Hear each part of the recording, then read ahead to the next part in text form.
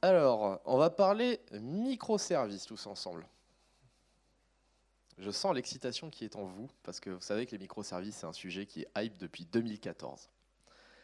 Et c'est un sujet tellement hype qu'on l'a vu dans toutes les confs, et je me disais en 2018, passer un sujet avec microservices dedans, ça va pas passer. Donc en fait, je vais utiliser le terme microservice, qui est une invention d'un ancien collègue de bureau. Et du coup, on va parler des problèmes des microservices. Alors, normalement, si j'étais hype, on est en 2018, je suis un speaker confirmé, on va dire, et je devrais vous faire une petite histoire, mais j'en ai marre de faire des histoires. Donc, on va directement passer à cette étape. Et je vais plutôt relate avec vous. Qui a déjà vu une conf sur des microservices dans cette salle? Ok. Qui a essayé de le mettre en place dans sa société? Qui se dit qu'il a réussi? Il y en a qui ont encore la main levée, c'est beau. Bon, alors vous, en fait, vous pouvez sortir globalement, parce que si vous avez réussi, bah, il n'y a pas de problème. En plus, ça laissera d'autres personnes rentrer. Moi, ça ne me dérange pas, ne vous inquiétez pas. Et on va parler tous ensemble donc des problématiques de microservices. Alors, moi, je m'appelle François Technet, je suis cloud développeur chez Sagi. Alors, si c'est bien parce qu'on joue à domicile, j'ai pas besoin d'expliquer ce que fait Sagi. De toute façon, au pire, vous sortez, c'est juste en face, le stand. Moi, je suis de Montpellier, en fait, à la base, donc je travaille en remote. Mes passions, globalement, actuellement, c'est Docker, le Rust et Scala. Donc, et j'ai une caractéristique principale, je suis un ancien développeur, maintenant je fais de l'infra, mais j'ai pas peur d'utiliser le terme monade. Je suis organisateur de la conf montpelliéraine Sonitech, je suis président du Montpellier Tech Hub, qui est le regroupement des meet-up techniques de Montpellier, je suis organisateur du Jug Montpellier, et vous pouvez me retrouver avec le handle @ftchen. Donc, on va attaquer la partie microservice. Donc, pourquoi est-ce que le microservice a gagné autant de hype depuis quelques années, et pourquoi est-ce qu'on en entend autant parler? C'est à cause de la fameuse problématique du monolithe. Alors déjà, qui connaît cette image? Qui arrive à reconnaître ce truc-là? J'aime bien faire des stats comme ça. Voilà, des gens de bien. Alors pour ceux qui ne reconnaissent pas, en fait, j'aurais pu utiliser la référence cinématographique du monolithe 2001, l'Odyssée de l'espace, ce genre de choses. Ça, c'est un truc qu'on fait dans un jeu de figurines qui s'appelle Warhammer 40 000, et c'est un monolithe, en fait. C'est le nom de l'unité.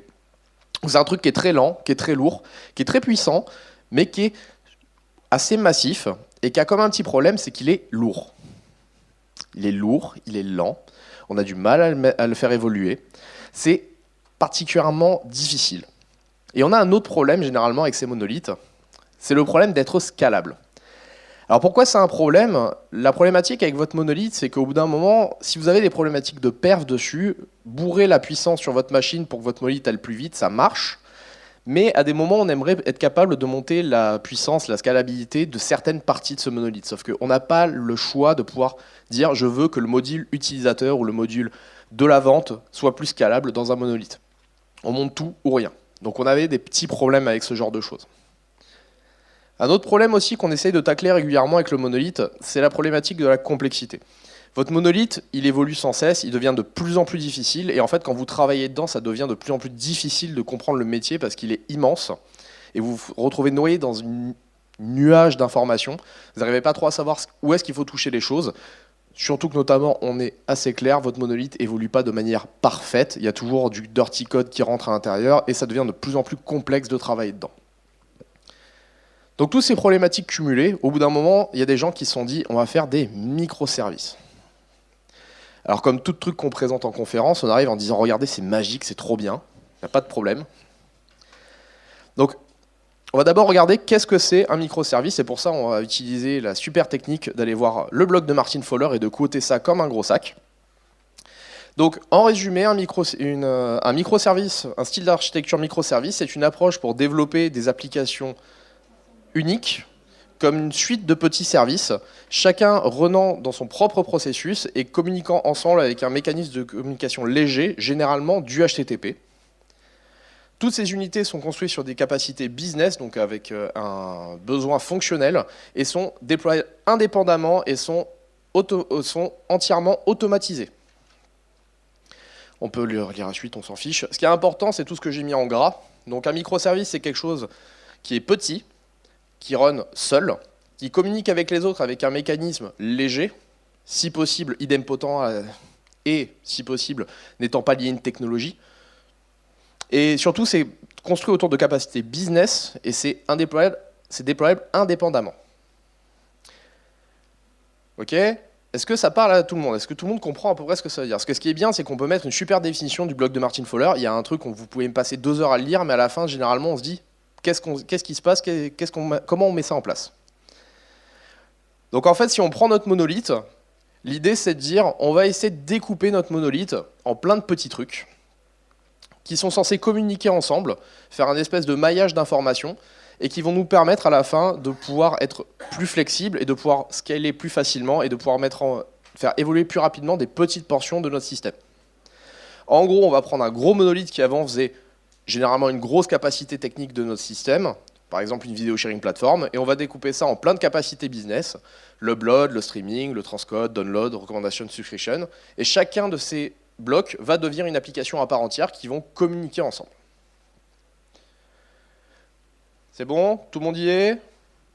On est parti, on va essayer de builder ça. Alors la première chose qui se passe, c'est que soit on part d'une page blanche, et alors là ça va, c'est la foire à la saucisse, soit on a un gros monolithe à reprendre, et là c'est le moment où on se dit ok, on va faire ça comme ça, on va mettre les users, on va mettre le machin, on va splitter, et on est parti. Moi en tout cas j'étais comme ça, quand la première fois qu'on m'a dit faire microservice, j'étais en mode c'est fou. Et par contre, au bout de quelques semaines, je me suis rendu compte que j'étais en mode bon... Ouais, c'est cool. Je suis en train de faire un microservice, mais je suis pas très sûr de ce que je suis en train de faire. Bon, généralement, vous avez votre business qui arrive derrière, votre CP, la personne qui vous dit qu'il faut que ça aille en prod et qu'il faut qu'on gagne de l'argent avec ça, qui vous dit non, mais t'inquiète, faut que ça rentre. Donc là, vous cachez un peu les yeux, vous dites bon, c'est pas grave, on va y aller quand même. Et quand vous le mettez en prod, fail.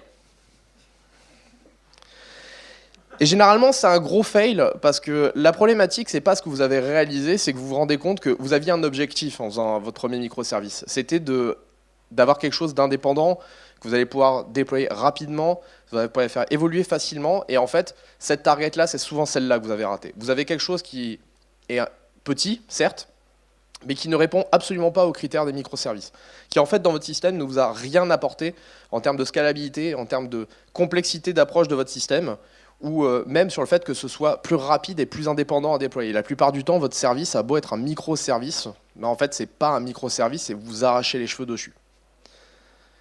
Généralement, même ce que vous faites, c'est vous commencez à dire bon, on va essayer de régler le problème en améliorant notre microservice.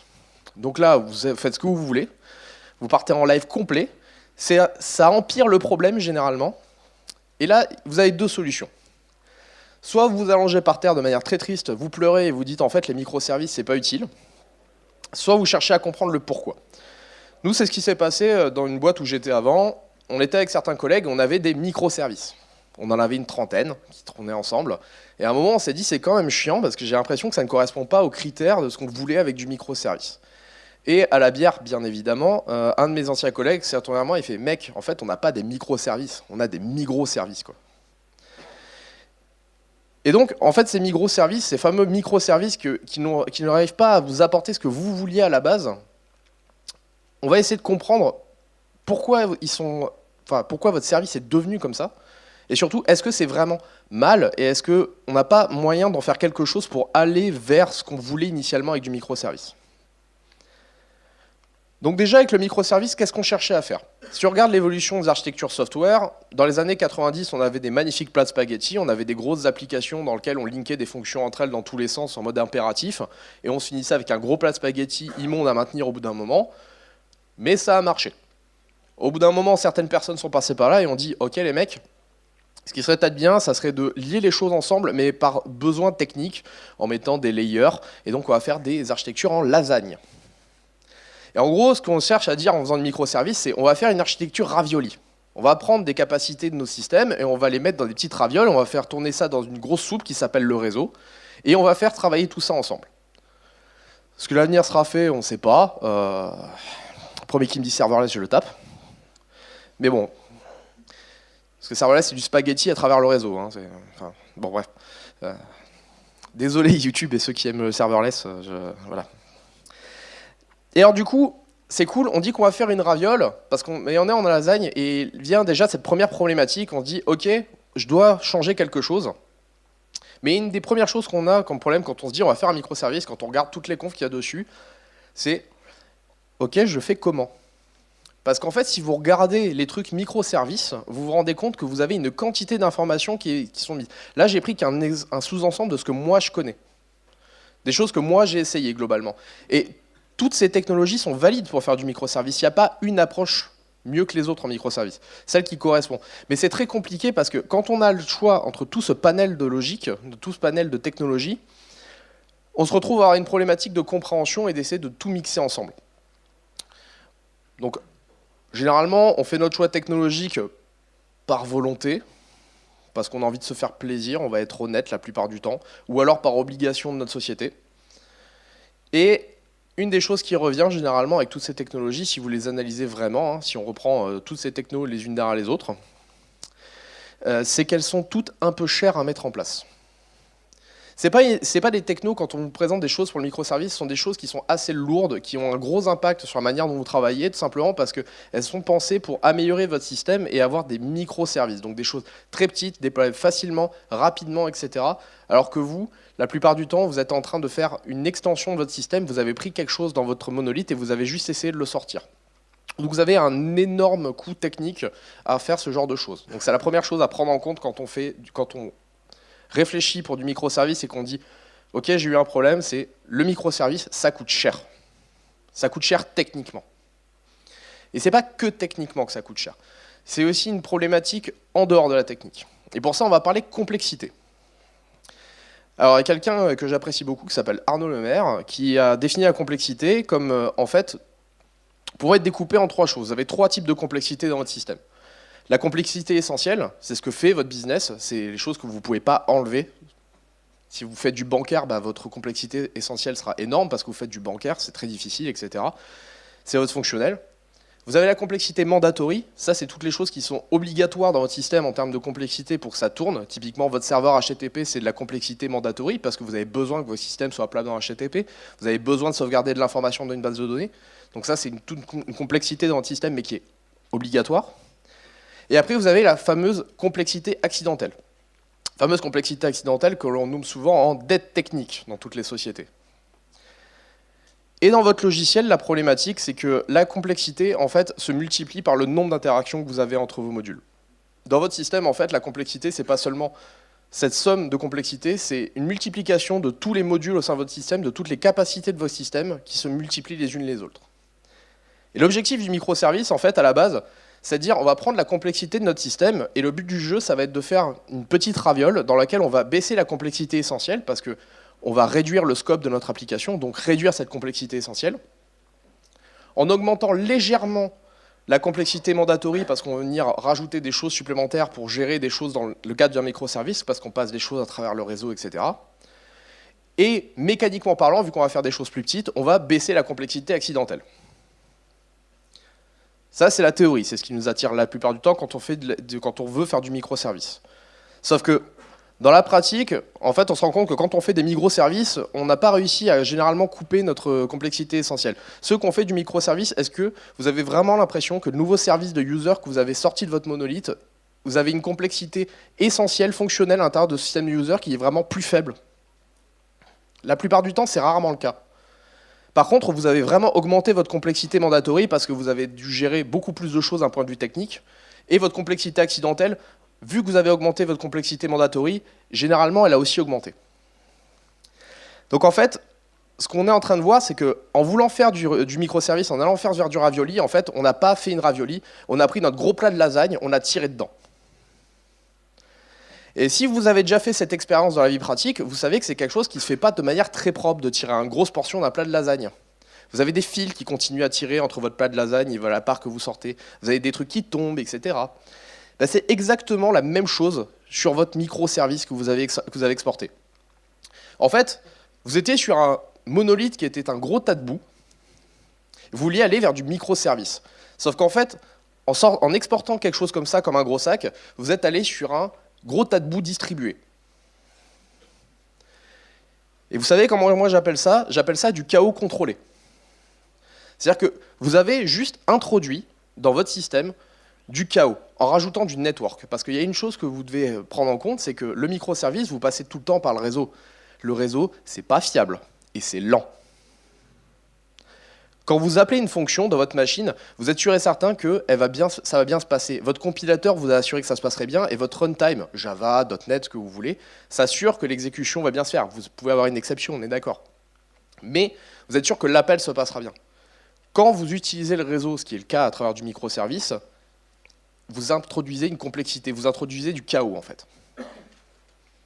C'est ça la grosse problématique qu'on a avec le microservice. C'est que tout ça mis cumulé, en fait, on se retrouve avec des microservices. Et qu'est-ce que c'est en fait chez nous un microservice? Enfin, pas chez Sagi, mais là où j'étais. On a dit, ok, on arrête de se dire qu'on fait du microservice, c'est pas vrai. On fait du microservice. Qu'est-ce que c'est? C'est tout simplement dire, j'accepte le coût technique du microservice. Je sais que je n'ai pas les moyens.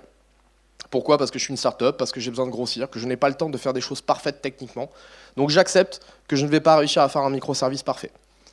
Par contre, ce que je vais réaliser, c'est je vais arrêter le délire microservice à fond et je vais me dire comment je peux viser un intermédiaire dans la réalisation qui va me permettre d'apprendre des nouvelles choses, d'avoir une amélioration par rapport à mon monolithe, tout en gardant cette problématique en tête. Et aussi essayer de comprendre pourquoi on est dans cette situation. Essayer de comprendre pourquoi est-ce que j'ai un microservice ou d'un microservice et essayer d'apprendre quels sont les fails qu'on a à l'intérieur. En gros, toute application qui s'inscrit dans une démarche microservice, sans avoir les moyens de totalement la réaliser, cette transformation, est un microservice. Donc, si on va techniquement, c'est quoi les problématiques qu'on a avec ces services? La première que j'ai vue, c'est une énorme, c'est que failure is not an option. L'error recovery n'est jamais bien traité dans les premiers microservices que vous réalisez dans vos sociétés. Comme je le disais, on passe toujours par le réseau. Le réseau, c'est difficile. Le réseau, c'est lent. Le réseau, c'est du chaos. Du coup, il faut que tous vos appels entre services soient capables de gérer les erreurs. Il faut que vous ayez un recovery dessus. On est d'accord que tous ceux qui ont fait des microservices ici, est-ce que vous avez mis des systèmes de retry? Est-ce que vous avez mis des systèmes qui amènent des interruptions réseau? Ce genre de choses. La première fois que vous avez codé, on est d'accord que vous ne l'avez absolument pas fait. Vous avez appris sur le tas qu'il fallait le faire. Ça, c'est un des premiers problèmes. Si vous n'êtes pas prêt à payer ce coût, ne faites pas du microservice. Ne faites même pas du microservice. Vous allez juste avoir des trucs qui vont planter. Parce qu'en fait, vous allez avoir des appels de fonctions qui potentiellement peuvent cracher. Et votre code n'est pas capable de le gérer. Donc il y a une appli qui va tomber, puis la suivante, et ça va tout faire tomber dans la chaîne. Même chose dans l'error recovery, ne cachez pas les erreurs. Il n'y a rien de pire que de cacher les erreurs. C'est oui, alors c'est pas grave, je vais planter et je vais envoyer une 500 devant, mais sans dire ce qui se passe. Ok? Et donc l'autre service qui a fait l'appel, il fait quoi? Il fait la même chose. Du coup, vous avez des erreurs en chaîne dans votre système. Et en fait, si une application crash et fait tomber toutes les autres dans la chaîne, c'est quoi l'intérêt de les avoir distribuées? Parce qu'en fait, c'est ce qu'on appelle une exception. Si vous prenez dans une même application et que vous faites un run, c'est ce qu'on appelle une exception. C'est-à-dire quelque chose au fond du programme qui fait crasher le devant du programme. C'est la même chose. Alors après, il y a plein de choses aussi qu'il faut prendre en compte, comme les rate limiters, le fait de faire des retries, les caching de response aussi pour éviter de trop charger le réseau, les circuit breakers, il y a plein de choses à mettre en place pour éviter de cacher les erreurs sous le tapis. Mais s'il vous plaît, mon Dieu, ne cachez pas les erreurs sous le tapis. Il n'y a rien de pire que d'arriver sur une appli et de ne pas savoir pourquoi il y a quelque chose qui s'est mal passé parce qu'on a planqué l'erreur. Surtout quand on est l'appelant. L'erreur recovery, ça veut aussi dire, quand j'ai une erreur, savoir est-ce que je vais faire un plan B. Parce qu'il y a un moment, c'est cool si jamais on arrive à dire qu'il y a une erreur, mais si on continue à faire planter toute la chaîne, il faut peut-être à un moment savoir, est-ce qu'on n'a pas moyen de réussir à recover de ce genre d'erreur? Est-ce qu'on ne pourrait pas renvoyer un cache vide? Est-ce qu'on ne pourrait pas renvoyer des informations updatées? Enfin, il y a plein de manières de gérer ce genre de choses. Mais pensez toujours à ce problème du plan B. Vous introduisez du chaos, ce chaos va failer. Comment est-ce que vous pouvez faire en sorte de cacher ce chaos de manière à ce que votre système continue à marcher? Et pour ça, c'est pas compliqué, il faut vous changer complètement la manière dont vous pensez vos interactions dans votre système. Quand vous pensez dans votre interaction système, vous devez penser qu'une failure peut arriver et donc il faut savoir comment backuper tout ce genre d'interaction et c'est une réflexion qu'il faut avoir au tout début dès que vous mettez en place un service. Vous n'avez pas le choix en fait. Vu que vous allez faire un appel qui peut failer, vous devez réfléchir dans toutes les interactions possibles entre les services à comment je peux recover ces erreurs. Parce que quand on le fait entre 2 services, 3 services, c'est pas un problème. Quand on commence à le faire entre 40 services, vous savez que ces erreurs elles vont arriver. Il y en aura forcément un moment où ça va arriver. Alors les petits malins qui arrivent en disant ouais mais du coup je vais pas mettre du réseau parce que le réseau c'est pourri, c'est lent, ok on va tout passer à travers une base de données commune. Ça c'est 2 microservices qui tirent leur base de données. Hein. Voilà, alors ça c'est pas une bonne idée. Pourquoi? Déjà parce que qui c'est qui est responsable de la donnée? C'est-à-dire que vous avez plusieurs applications, 2 quand vous êtes gentil, si vous partez dans le délire généralement vous pouvez arriver à 20. Je crois que le plus haut que j'ai vu c'est 22. 22 apps sur la même base de données, ça commence à faire quelque chose. Et je peux vous dire qu'il y en a un qui met à jour le schéma, les autres ne sont pas contents. Donc il y a la grande question, du coup, ne partagez pas vos bases de données parce que c'est une mauvaise idée à cause du modèle ownership. Qui est responsable de la donnée? Alors, le système palliatif de dire je mets une base de données, je mets des schémas par application et comme ça, derrière, il y en a un qui gère et les autres, ils ne font que lire, c'est du palliatif. Hein. À un moment donné, ça va poser problème et ça va poser problème pour une raison très simple. C'est qu'à un moment donné, vous allez vous taper dessus entre les gens qui gèrent les services pour dire « Non mais écoute mec, là je suis vraiment obligé de mettre l'update. T'as pas le choix. C'est pas mon problème, je suis désolé. » Encore plus si vous êtes dans 2 équipes séparées. Et ça pose une problématique parce que cette problématique de communication qu'on peut avoir, elle définit une problématique de bordure. Notre service, il doit toujours avoir une bordure fonctionnelle. Et cette bordure fonctionnelle, elle est très très difficile à évaluer. Notamment parce qu'en fait, on parle trop souvent en entité technique. Quand vous avez mis en place votre premier microservice, ceux qui l'ont fait, on est tous d'accord que comment vous l'avez fait, c'est que vous avez pris la première entité qui vous semblait être exportable, la première entité technique de votre système, j'entends bien, et vous avez dit, je vais le mettre dans un service à part. On est d'accord? On est tous d'accord, c'est une mauvaise idée d'avoir fait ça, parce qu'en fait, la seule chose que vous avez fait, c'est que vous avez tiré une entité technique qui était en dépendance de plein d'autres services, et donc du coup, vous avez eu cette dépendance entre plusieurs services, votre service n'était absolument pas indépendant. Et ça, c'est très important à comprendre, c'est que quand vous faites un service, il faut toujours penser à ce qu'il soit autonome fonctionnellement parlant. Il doit avoir un bounded de contexte. Et typiquement, l'exemple que je mets là, c'est un truc qui vient des slides de gens qui font du DDD. Ce qui est intéressant à comprendre, c'est quand je vous pointe un customer à un product, que vous soyez dans l'application sales ou l'application support, les deux entités ont le même nom, mais n'ont pas la même raison d'exister fonctionnelle. Donc en fait, si vous sortez un customer service parce que vous avez pris votre entité technique customer de votre monolithe, vous en avez fait un service, ben en fait, votre entité, elle est absolument pas indépendante. Un customer se retrouve lié à la fois au sales, à la fois au support, et vous pouvez pas avoir quelque chose d'indépendant. Parce que quand vous allez updater le customer, vous allez updater d'autres applications en chaîne. Parce qu'il n'est pas indépendant fonctionnellement. Parce que ce que vous avez fait, c'est que vous avez tiré une entité technique. Et du coup, vous vous retrouvez bloqué par ce système-là. Même encore pire qu'avant. Parce qu'avant, quand c'était dans la même code base, on est tous d'accord que déjà faire un refacto dans un IDE avec un truc qui comprend les interactions entre le code, déjà on ne le fait pas assez. Quand il s'agit d'aller modifier 4 repos Git qui ne sont pas touchés par le même modèle, que vous ne pouvez pas refactorer automatiquement, on est d'accord que vous le faites encore moins. Enfin, si on est honnête. Ouais, la code base, elle est plus petite. Ouais, vas-y, il faut que tu ouvres 10 repos Git pour changer la fonction. La code base de la boîte plus petite, à un moment, c'est chiant. Et si vous ne le faites pas, en fait, vous continuez à avoir le même problème que votre monolithe. C'est là où on revient dans le distributed ball of mud. C'est vous avez un modèle, vous avez des services, mais ils sont toujours couplés. La problématique de fond qu'on cherche à tacler avec du microservice, c'est à découpler les modèles. Découpler les applications, avoir des unités logiques, uniques, indépendantes, qu'on puisse faire évoluer chacune dans son coin. Si vous ne faites pas ça, si vous continuez à faire des microservices techniques, en fait, la seule chose que vous faites, c'est rajouter du réseau dans votre couplage. Et une des problématiques qui fait qu'on arrive à ce genre de distribution, c'est la loi de Conway. La loi de Conway, elle dit que les organisations qui définissent des systèmes sont contraintes de les produire sous des designs qui sont des copies de la structure de communication de ces organisations. En gros, pourquoi est-ce qu'on fait des microservices techniques? Tout simplement parce qu'on a des manières de communiquer au sein de nos services, au sein de nos sociétés, qui font qu'on va les modéliser selon la forme de communication de nos sociétés et pas selon les besoins métiers. Et alors ça, autant c'est vrai dans un monolithe aussi, mais c'est pas si problématique que ça parce qu'on a un modèle commun, autant ce modèle commun, quand vous faites du microservice, vous pose un énorme souci.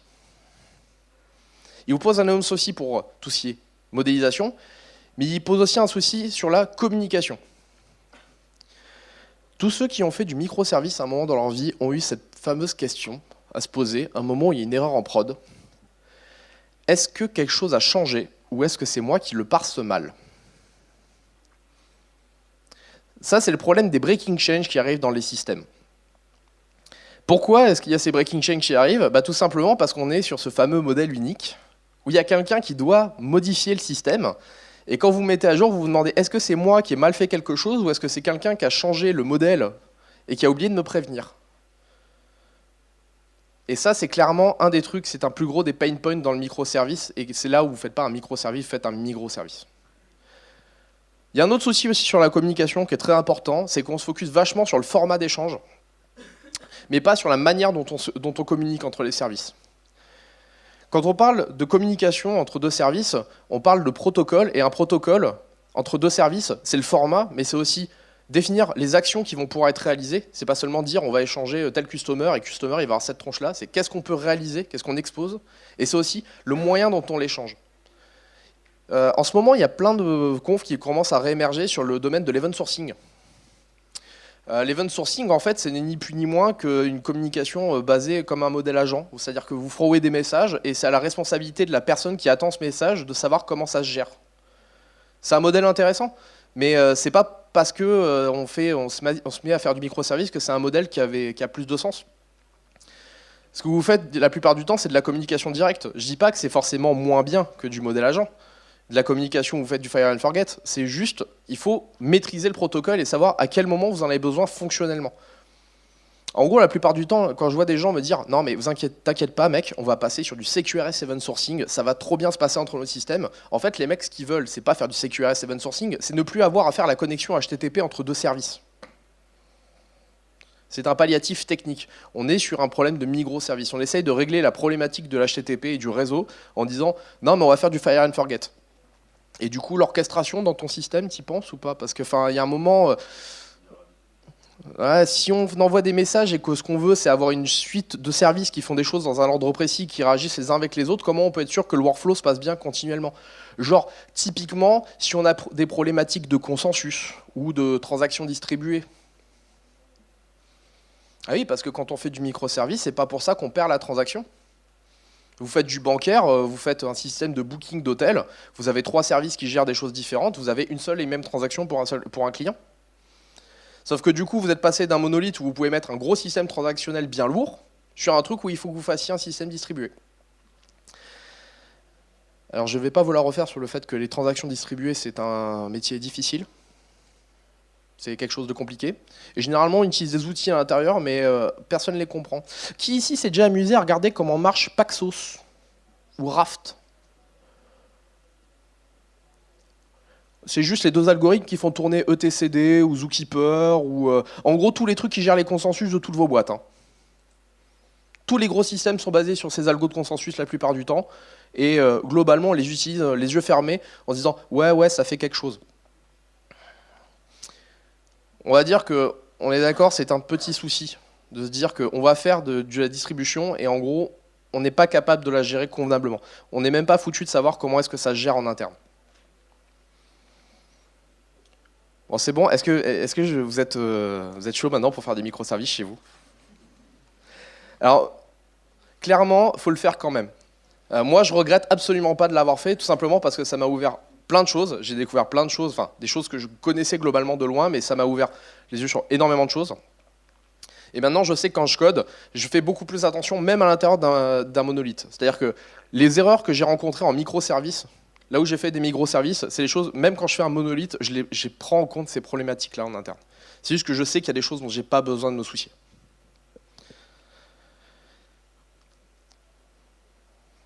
Alors par contre, là où j'aime bien, c'est... par contre, là, on a juste parlé de ce qui se passe dans chacun des services. Vous ne pensiez pas que c'était aussi simple.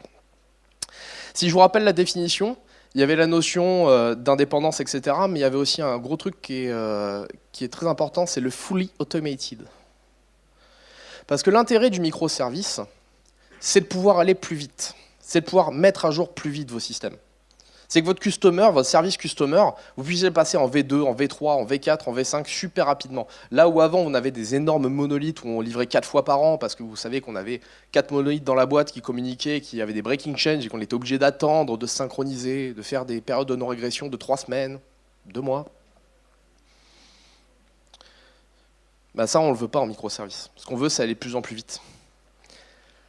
Et quand on déploie, comment que ça se passe ? Il faut que ça soit automatisé, hein, parce qu'à un moment donné, si on s'amuse à changer les trucs un peu en mode YOLO, voire à la main pour certains, on se retrouve vite dans un engrenage où on ne comprend plus exactement ce qui se passe. Rien que sur l'adressage de vos services. Si vous faites un système event-based, ok, très bien, mais même votre Kafka au milieu, ou votre RabbitMQ, ce que vous voulez, vous allez peut-être le faire évoluer à un moment donné. Comment vous gérez l'adressage de celui-là ? Comment vous gérez les communications entre vos services ? Quand vous mettez à jour, forcément, le serveur va changer. Vous allez à un moment donné, l'IP va changer. Comment vous faites pour gérer tout ça ?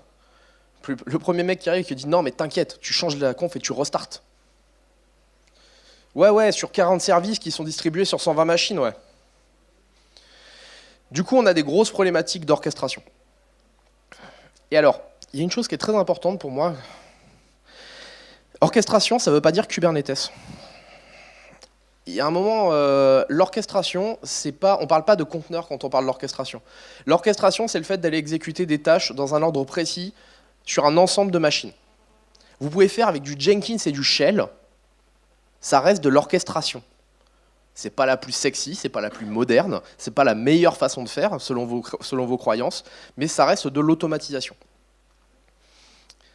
Et ça, c'est très important que vous le gardiez en tête. Vous faites du microservice, si vous voulez vraiment faire du microservice, l'automatisation fait partie des requirements. Ce n'est pas juste un truc qu'on fait pour faire joli à côté, en disant oui, quand on aura le temps, quand on aura l'argent. Ça fait partie des choses obligatoires. Parce que sinon, tout ce que vous faites, c'est faire des services indépendants, mais vous vous retrouvez avec des ops qui passent leur vie à courir après et qui meurent, et au bout d'un moment, c'est votre infrastructure qui s'écroule sur elle-même. Pareil, vous multipliez le nombre d'applications. Ça veut donc dire qu'il faut être capable de savoir qui crache, quand, où et pourquoi. Le monitoring est une part importante du microservice.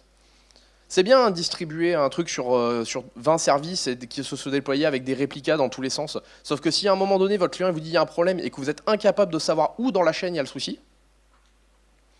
ben en fait, vous allez passer plus de temps à trouver d'où vient le problème que si vous étiez sur un gros monolithe. Parce que le gros monolithe, c'est facile. Hein. Les logs, elles sont peut-être énormes, mais au moins, il y a un seul fichier de log généralement, ou deux, trois. Vous faites un beau gros grep dessus, vous allez trouver assez rapidement. Quand vous avez plein de services distribués sur moult machines, bah, si vous n'avez pas géré votre monitoring de manière correcte, vous avez un souci. Et là, vous le voyez très très vite, ça part en live et vous n'arrivez pas à savoir où est-ce qu'il faut aller faire. C'est très important la partie automatisation, la partie, on va dire, masquée du microservice. Quand on parle microservice, on parle généralement bandit de contexte, on parle CQRS, on parle event sourcing, on parle modèle. Mais sans l'automatisation, votre microservice, en fait, votre architecture microservice ne sert à rien. Vous avez juste introduit de la complexité sur l'opérationnel, qui généralement se répercute sur vos devs parce que vos ops sont incapables de la maîtriser au bout d'un moment. Ou alors, vous prenez des gens qui savent le faire. Vous allez chez Clever, vous allez chez n'importe quel cloud qui vous fait un pass, qui vous dit « moi je sais faire, tu vas payer ». Mais du coup, au moins, vous payez un service que vous êtes capable de gérer et qui va vous offrir les capacités nécessaires pour faire du microservice. Parce que si vous tentez de le faire sans faire cette automatisation, vous êtes mort. Vous allez juste introduire plus de complexité dans votre système que vous allez gagner. Donc en résumé, j'espère que vous n'avez pas trop perdu. La phrase à retenir de cette conf, c'est si vous n'êtes pas capable de builder un monolithe, qu'est-ce qui vous fait croire que les microservices vont régler le problème? Les microservices, en fait, par rapport à votre monolithe, ne font que vous apporter des problèmes initialement. C'est at scale que vous allez voir l'intérêt, pas sur le monolithe.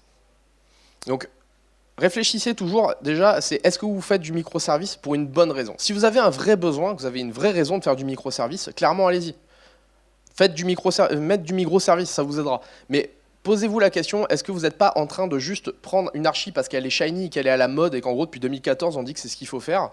Mais en gros, si jamais vous avez des problèmes de complexité dans votre système, vous avez un modèle couplé, que vous avez votre code qui a une dette technique immense, que vous avez une complexité mandatory qui est juste extrême, et vous n'arrivez pas à faire évoluer votre monolithe assez vite, bah, ce n'est pas les microservices qui vont vous aider en fait. Parce que votre problème, il ne vient pas dans le fait que ce soit un gros monolithe, c'est que ce n'est pas un monolithe modulaire comme il faudrait. Et du coup, ça me fait marrer parce qu'on arrive à ce genre de choses. En 2014, on a sorti des microservices, ça devait régler tous les problèmes du monolithe. En 2016, on a dit qu'on allait faire du Docker pour régler tous les problèmes du microservice. En 2018, on va faire du Kubernetes pour régler les problématiques de Docker.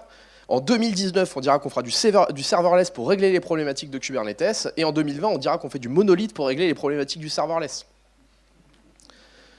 Parce que le serverless, on va se retrouver avec des gros plats de spaghettis avec du réseau au milieu. À un moment, on va dire « Ah, le réseau, c'est trop chiant, on va tout remettre dans la même code base. » Ouais, donc on prend toutes les fonctions en point à point qu'on la met dans la même code base. On appelle un monolithe.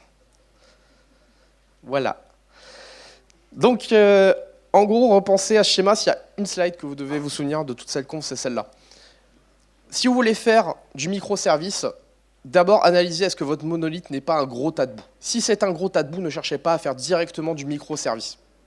Essayez d'aller vers un monolithe modulaire. C'est la première étape. Parce que si jamais vous essayez de partir dans du microservice directement, vous allez aller sur un gros tas de boue distribué. C'est la seule chose que vous allez réussir à faire, parce qu'en fait, vous n'allez pas tacler les vraies problématiques essentielles dans votre système.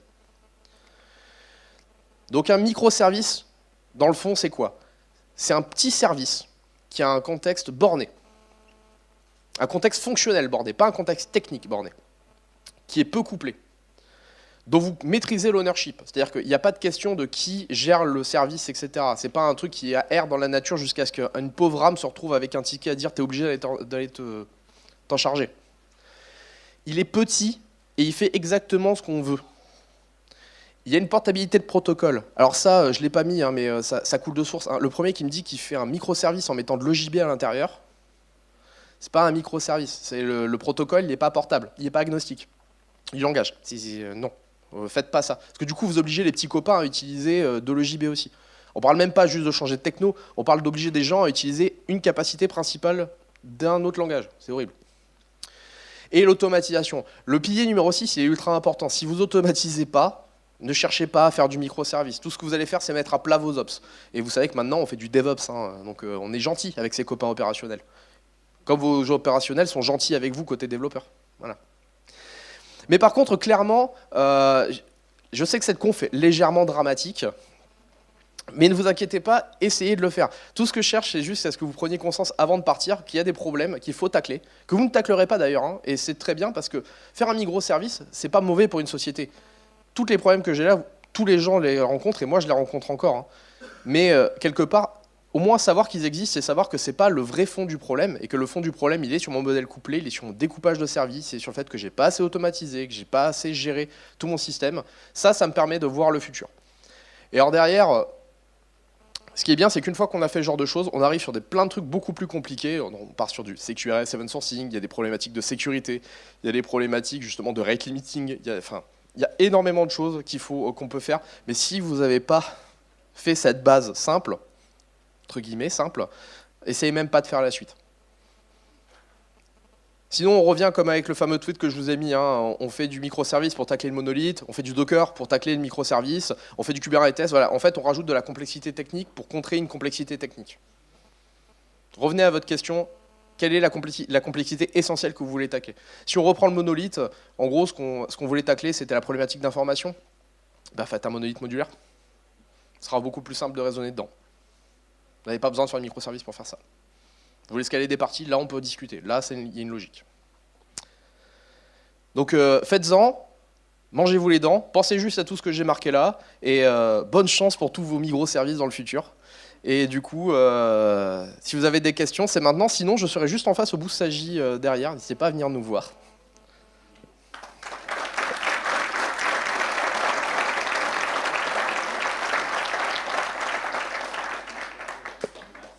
On a 10 minutes pour les questions, c'est noté. Une question?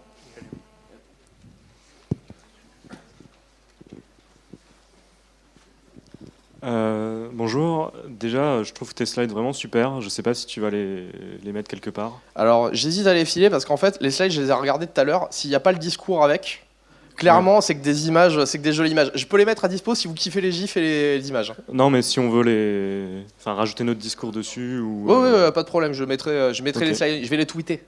où il y a quelques images que j'aimerais bien partager. Sinon, j'avais quand même des vraies questions. Nous, on fait du microservice, mais aussi parce qu'on est en feature team, mais en réalité component team, et dont une team est à Bangalore. Et donc, le but de faire du microservice, c'est de ne pas communiquer. Qu'est-ce que t'en penses? Ah. Ah. Oui, c'est une possibilité. Hein. Ça peut marcher? Je suis pas sûr. Oui, ça peut marcher, mais avec toutes les problématiques qu'il va y avoir derrière, c'est-à-dire que la moindre breaking change va venir Voilà. exploser le système, etc. Si on en a conscience, d'un autre côté, c'est pas pire qu'un commit. Enfin, je sais pas ce qu'est le pire entre un commit tous les jours qui vient exploser la code base parce que le mec a juste oublié de vérifier comment l'autre partie du monolithe interagirait, ou de faire exploser le réseau au niveau de la prod. C'est des questions de choix. Il y en a un où on va plus vite, mais on explose la prod beaucoup plus souvent. Mis à part ça, on respecte à peu près ce que tu disais. La plupart des trucs sont respectés, donc ça va à peu près, même si on n'a pas vraiment d'ops, du coup c'est un peu le problème. Ah ben après, il peut y avoir des devs qui font très bien le boulot. Hein. Enfin, Ouais, mais on n'a pas les droits en fait sur la prod, sur rien. non, mais il y a des petits problèmes dans l'énoncé, mais c'est minime, c'est pas grave. En fait, ils se font appeler DevOps déjà. Oui, Et c'est une équipe DevOps. Oui. Voilà. Bon. Sinon, en fait, ça fonctionne super bien localement en général nos microservices. Et dès qu'on les passe en intégration, déjà on reteste pas manuellement. Et on va dire une fois sur trois, ça marche pas. Quel conseil t'as à donner? Là, faut clairement revoir l'automatisation. Généralement, là, c'est souvent des problématiques d'adressage. Enfin, souvent le danseur qui est pas bien mis à jour, ou alors des problématiques sur la communication entre les systèmes. Des fois, c'est les réplications aussi qui posent problème. Aussi, c'est au niveau à quel moment on merge en fait. Des fois, c'est assez. Alors, c'est pas très grave, ça va être pendant 2 heures, ça va pas marcher parce que le temps que l'autre microservice soit mergé aussi. Voilà. Ça, il n'y a pas de bonne réponse en fait. C'est selon les organisations. Là, c'est vraiment en fait. Là, on revient sur la Conway en fait parce qu'on se retrouve en gros à avoir des modélisations qui correspondent aux structures organisationnelles de notre société. Et du coup, soit on synchronise parce que nos équipes arrivent à synchroniser. En plus, généralement, ça se finit comme ça. Soit nos équipes physiques arrivent à synchroniser, du coup, on synchronise sur la mise en prod. Soit les uns font les trucs derrière les autres et en gros, on va avoir un petit temps mort, ce genre de choses. Des fois, quand ils veulent vraiment pas communiquer, ils vont trouver tous les moyens possibles et imaginables pour éviter de se casser les uns les autres parce qu'ils veulent pas parler ensemble. C'est à peu près ça. Du coup, on retarde en fait le moment où on se synchronise et c'est assez compliqué. Maintenant, on se synchronise mieux, mais voilà. Faut parler anglais par contre. Sinon, j'ai une petite solution justement à l'intégration. On fait du contract testing. On le fait pas toujours bien, mais ça marche à peu près. Au moins, voilà, des tests cassent quand il y a un changement impactant. Donc voilà, c'est une réponse. Ah, c'est cool le contrat technique. Là, c'est plus un avis vraiment une question. Ouais, très rapidement. En fait, les microservices, comme tu l'expliques, c'est une assez nouvelle technologie. Et est-ce que finalement, si on galère, c'est peut-être parce qu'on le fait mal, mais on le fait mal parce que c'est nouveau, et que finalement, peut-être qu'à force de le faire mal, on va finir par le faire bien? Alors, technologiquement, c'est nouveau, entre guillemets. Les trucs qui sont employés dedans sont quand même des choses qui existent depuis très longtemps, qu'on redécouvre, on va dire, maintenant à la pratique. La problématique de fond, pour moi, elle vient plus sur le fait qu'on pense qu'on le fait mal technologiquement parlant, alors que là, souvent, les plus grosses problématiques de mise en place, c'est pas des problématiques technologiques. C'est les problématiques technologiques, on arrive toujours à les tacler, à les mettre en place. Désolé, mon PC en fait a plus de batterie. Et c'est des problématiques plutôt organisationnelles. C'est plutôt sur le fait d'avoir un modèle couplé, ce genre de choses, des choses qui sont assez basiques en fait dans la conception initiale de notre système, mais que en fait on met à la trappe généralement dans les systèmes microservices en disant non mais on va pallier ça avec de la technique, alors qu'en fait c'est le problème de fond ne change pas. Bonjour. Bonjour. Moi, ma question, c'est plutôt sur la logique d'implémentation des microservices. On se retrouve souvent à suivre la définition d'un microservice. On se retrouve à créer des petits services indépendants. Mais la problématique, dès qu'on dépasse les 4 microservices, on commence à avoir des dépendances et des difficultés à les faire communiquer. Est-ce que, par exemple, si on part sur un découpage un peu plus gros, genre on va se retrouver avec 4-5 gros microservices, hein, genre des limites des web services, pardon, mais dans la même architecture des microservices, genre style de déploiement, de communication avec...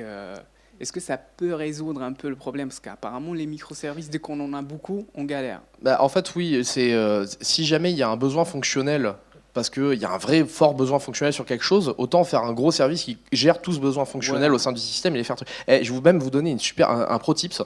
C'est parce que si vous avez 4 gros services qui communiquent ensemble, vous avez toujours le droit de dire à vos potes que vous faites du microservice, parce qu'en fait, vous faites du microservice. C'est juste que petit à la taille de votre complexité fonctionnelle, en fait. Faire du microservice, ça veut pas dire, et c'est comme les fameuses lois, j'adorais ces fameuses lois à un moment dans le code, je sais pas si vous avez eu, si votre fonction elle fait plus de 3 lignes, c'est pas bon. Ouais, mais si je fais un truc très compliqué à l'intérieur, non, elle doit faire moins de 3 lignes. C'est exactement la même chose. C'est la même chose, mais appliquée sur une logique de raisonnement de service. La taille d'un service est liée à sa problématique fonctionnelle. Si le fonctionnel est compliqué, le service sera gros, c'est pas grave. Oui, ça change rien. On aura 4 gros services qui communiquent, on fera toujours du microservice. Et en plus, vous avez le droit de dire faites du microservice de manière extérieure, histoire de dire non, mais regardez, on fait du microservice, on est cool. Oui. Vous savez, il y a une conf juste après de Quentin Adam qui parle de ce truc-là, sur comparer son inner avec la hauteur. C'est pareil, vous avez le droit de dire vous faites du microservice, alors qu'en fait, en inter, vous savez que vous faites communiquer des services, en fait. Mais en plus, on peut scaler une partie. Oui, non, mais justement, c'est clairement, c'est même la logique. Hein. Si on sent qu'on a des services qu'on split trop parce qu'on veut qu'ils soient petits et qu'en fait, on se retrouve à plus s'emmerder qu'autre chose à les maintenir, fusionnez-les. Enfin, c'est pas des services indépendants. Le logique, il faut qu'elles soient indépendants. Merci beaucoup. Peut-être une dernière, il reste 3 minutes. Alors, on a mis en place aussi ce genre d'architecture et je ne suis pas sûr d'avoir compris la définition de microservice comparé à microservice. De ce que j'en ai compris, c'est qu'en fait, on est parti du monolithe, c'est ça qui fait qu'on obtient un microservice, c'est-à-dire un découpage.